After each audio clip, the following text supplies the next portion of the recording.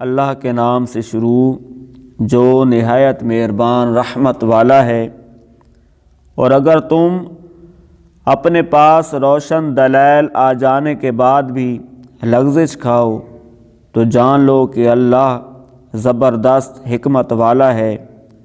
لوگ تو اسی چیز کا انتظار کر رہے ہیں کہ بادلوں کے سایوں میں ان کے پاس اللہ کا عذاب اور فرشتے آ جائیں اور فیصلہ کر دیا جائے، اور اللہ ہی کی طرف سب کام لوٹائے جاتے ہیں۔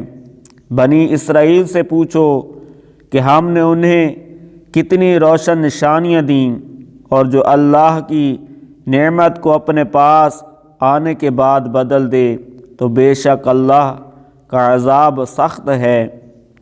کافروں کی نگاہ میں دنیا کی زندگی کو خوشنما بنا دیا گیا، اور وہ مسلمانوں پر ہنستے ہیں، اور اللہ سے ڈرنے والے قیامت کے دن ان کافروں سے اوپر ہوں گے، اور اللہ جسے چاہتا ہے بے حساب رزق عطا فرماتا ہے۔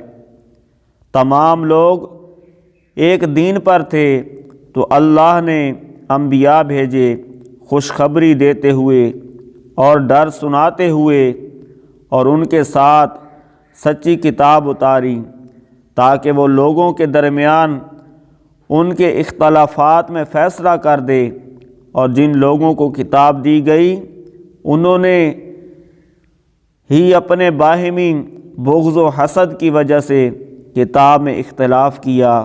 یہ اختلاف اس کے بعد کیا کہ ان کے پاس روشن احکام آ چکے تھے، تو اللہ نے ایمان والوں کو اپنے حکم سے اس حق بات کی ہدایت دی جس میں لوگ جھگڑ رہے تھے، اور اللہ جسے چاہتا ہے سیدھی راہ دکھاتا ہے۔